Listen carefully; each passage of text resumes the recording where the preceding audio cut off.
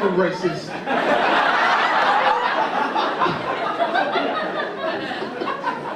You know you can call ethnics racist too. So there you go. It's nice to be here. You all good? Nice to be here, man. That's my name, Prince Abdi. I'm originally from Somalia.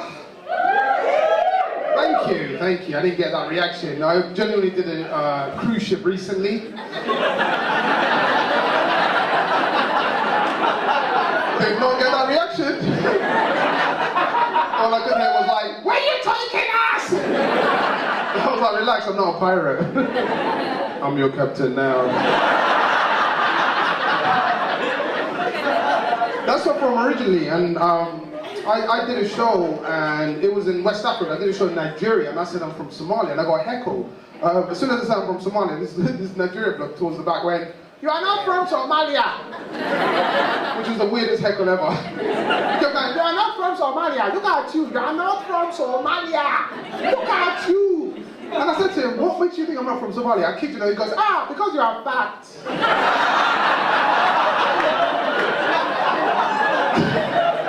This is really fat Somalia, guys. That's right. Tell you a little bit about myself. Me and my family came to this country in the 80s on a 2-week holiday.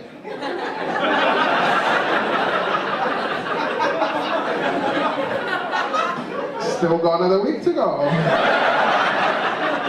It was so easy to get in those days. Try getting in the country now, very, very tough. I remember I was with my family, and the immigration was like, "So you guys are here for 2 weeks?" We're like, "Uh-huh." "I have a great time." It's like, "There's 5 of you and 24 bags." I'm like, "Yeah, we're here for London Fashion Week." So I went from Somalia to South London. That's where I reside, South London. I didn't even do it properly. I joined a gang when I was 16 in South London, but my dad had no idea that I joined the gang, so he got me a job at the local library, trying to fuck up my cover. But I couldn't tell my dad, I joined a gang. I couldn't tell the gang I work in the library, so I had a double life. I was a gangster librarian. That was. And I remember one time the gang member, he put me on the spot. He's like, "You got to rob someone today. You got to rob someone today." And I was panicking, but everybody's looking at me like, it's my time to shine. It's my time to show that I'm part of the gang, right? So I was like, "Cool." Then he goes, "Go and rob that guy." I kid you not, this guy was like this big. So I was like, nah, I'll choose. Everybody's looking at the gang member like, "Oh shit, he just disrespected you." But the gang member was cool. He goes, "I respect that." Then I saw this other guy, he was a lot smaller than me. It was a girl. And shut up. So this girl, I was like, "I'm gonna rob her." So I went over to intimidate her as well. I was like, that's how I used to walk. I used to go. And I stopped her. I went, "Give me your money now. Give me your purse." I kid you not, she was calm. She was like, "You work at the library."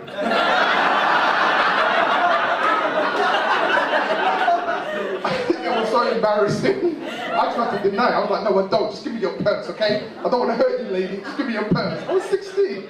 She changed the subject. She was like, "I bought 2 books the other day, and I lost the receipt. What's your returns policy?" I had to answer. I was like, "Well, if you lost the receipt, we have to give you credit now." And then she goes, "The gang have asked you to come and rob me." I was like, "That's right." She goes, "You're going to turn around, you're going to chase me, you're going to go to the block, you come back and tell the gang you lost me." That's a great idea. The only problem was, she was the slowest runner in the world. I mean, I was a slow runner, but she took it to the next level. So she's running, and I'm running behind her. Then she fell down. I'm like, "Get out! You're ruining my reputation!" Oh man, the gang gave me my P45.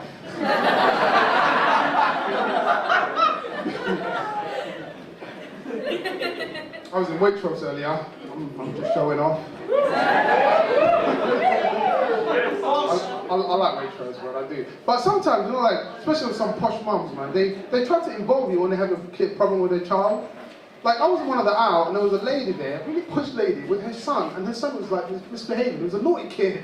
Must have been about 6 or 7 years old. She's like this, "Right, Josh, you need to stop right now. You need to stop right now, Josh. Josh, you see that man? He's gonna come and get you."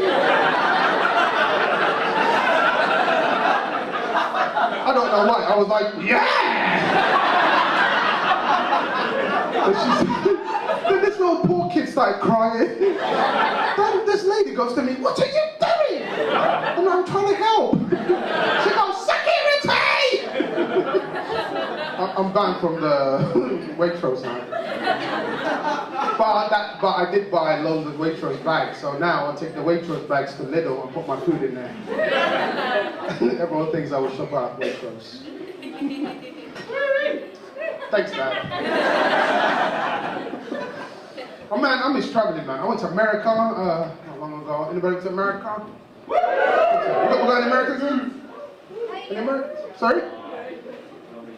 Did you say Vegas?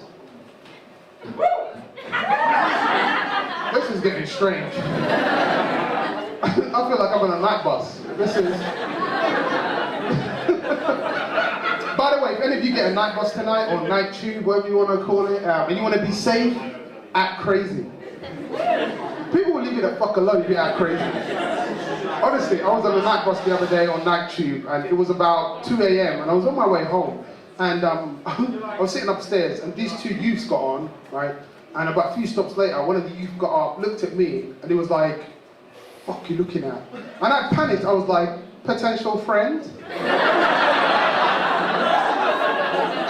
Honestly, I've never seen a youth get off the bus so quick. He panicked, he did not see that coming. He was like, "I've got enough friends, thanks." Scared of the youths of today, man. I heard a youth the other day, he was threatening somebody over the phone. I think somebody owed him money.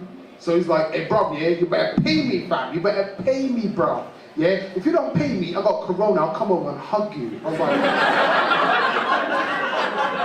I had to stop him. I was like, "How much does he owe you?" He goes, £55, bro. I was like, "Nope, go to him." Poor as a comedian. Don't patronize me. I'm getting £25 tonight.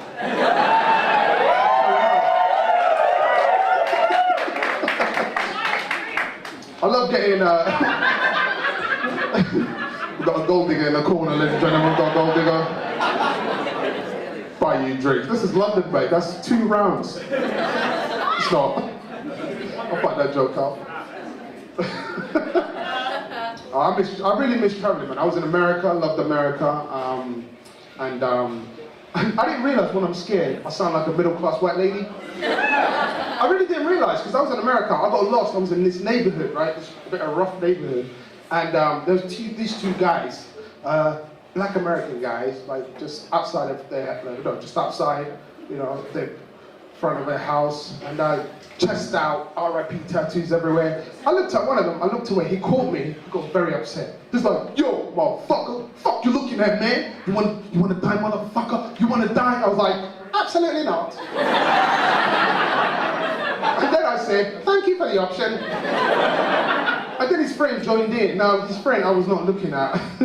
But his friend threatened me also, but he was eating ice cream. You ever been threatened by someone eating ice cream? It's very difficult. He was like, "Yeah, motherfucker." I was thinking, are you flirting with me? What's going on? But, true story, I always wanted to be black American growing up, always wanted to be black American, but now that I've been to America, I changed my mind. I'm black British. It's so much better. It's not better, it's different. I'll tell you the difference. Just the other day, I was driving to central London, it was night time, I got pulled over by the police, and I'm still alive.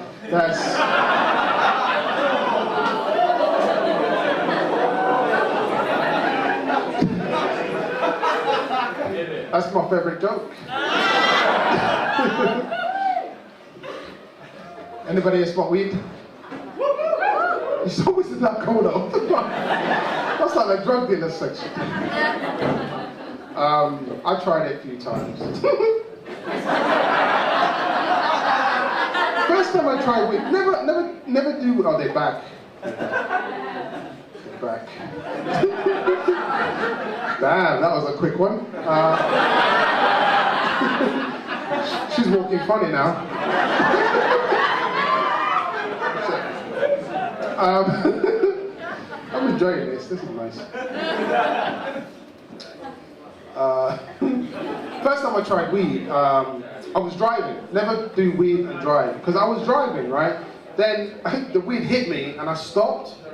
And then, because I got cold and my jacket was in the back seat, now instead of just reaching up for my jacket, I was so high I put my car on reverse. And I was going backwards, going, what the fuck is this jacket? and then the car hit me.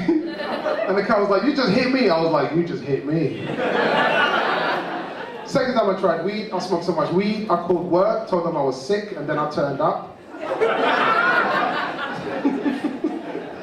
turned up to work, my manager was like, you called in sick. I was like, I love this place.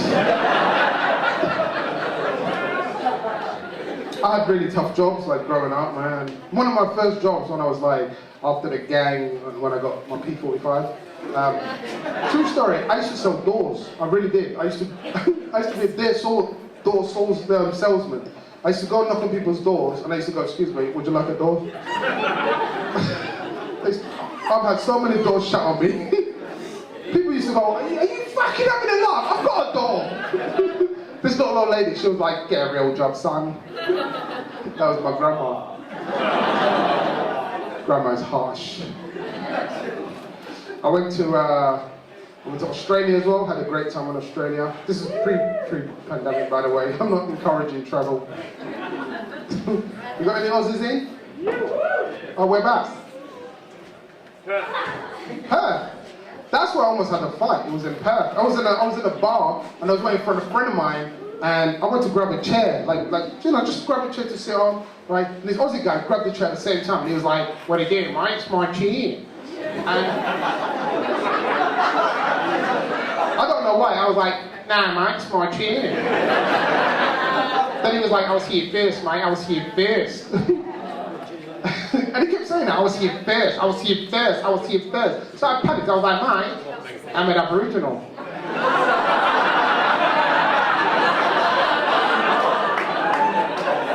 I think you find it, I was here first.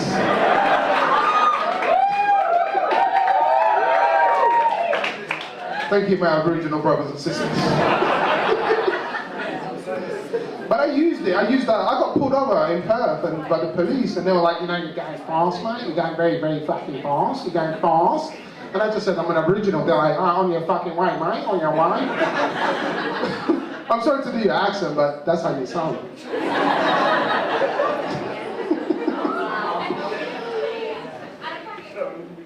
Fucking hell. It's not even like 10 o'clock. You guys are bitch. I went out the other night. You know you can still go out. I hate this social distancing. I hate it. I went out the other day. One of my friends let me down, so I went out on my own. Anybody done that before? You go, sister. Yeah, I went out on my own. I'm like, fuck it. And I went to this like bar club, and there was no queue, so I got to the front, and the bouncer looked at me, and he was like, are you here by yourself? I panicked, right? I got a bit embarrassed. I was like, no, my friends are inside. He let me in. I was the only person inside the club. It was just me and the DJ. And the bouncer follows me and he goes, you ever got no friends, have you? Then he did this to the DJ. He did something like that. And the DJ played a song by Akon called Lonely. He's a bastard. And then I left the club and I was walking towards my flat. And I'll be honest, my flat was a bit too far, so I went into this alleyway. I'm not proud of this, but I went for a pee. But as soon as I started, there was a police officer right there. He's like, stop, what are you doing? I couldn't, I've already started. So to the point where the police officer had to get out of the way. Then the police officer came over to me. The police officer was like, you know you're breaking the law, do you know that? You're breaking the law. And I panicked, so I just went, I'm sorry, but I don't speak, I kid you not, he goes, oh, tu parles français, oui? I was like, oh, shit. I was like, I'm sorry, but I don't speak French.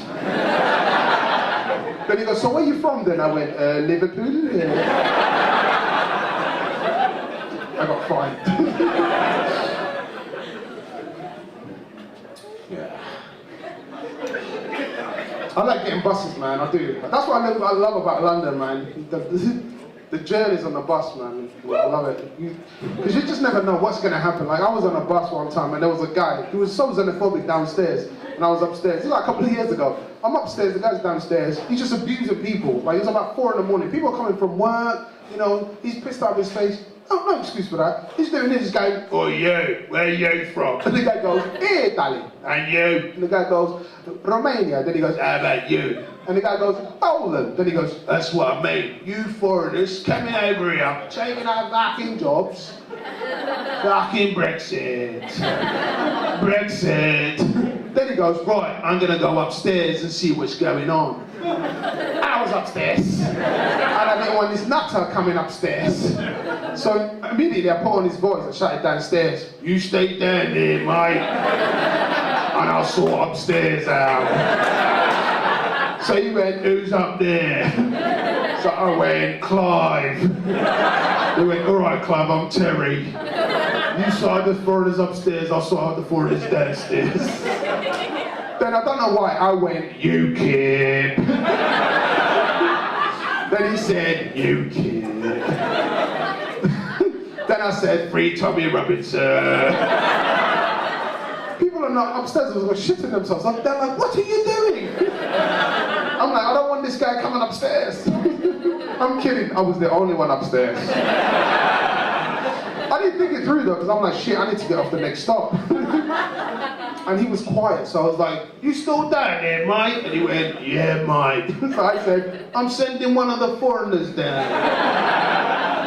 But he's alright, he is. He went, "Send that foreigner down." So I sent myself downstairs.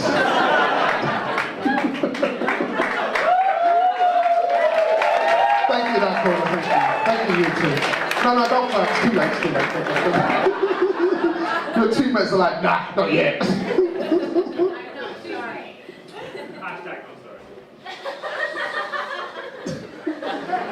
It feels like a Christmas gig.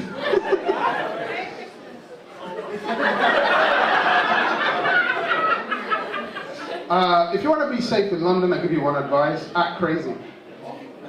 People will leave you the fuck alone if you act crazy. Not just London, wherever you're from, or wherever in the land you're from, just act crazy, man. People will leave you the fuck alone. I'll be honest with you. Because this happened to me one time, man.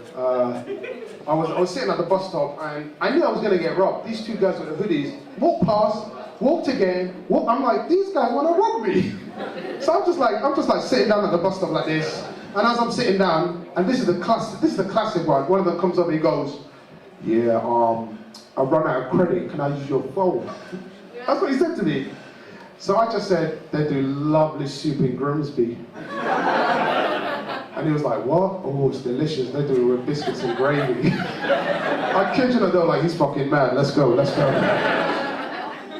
But the classic one was done one time. I was on a bus and there was a youth, right? And he threatened me again. Like, he was on a bus and he looked at me and he was like, "Fuck you looking at?" I panicked. I was like, "Potential friend?" Have I told that joke already? You know, this is my, thanks for letting me know. I'm getting old.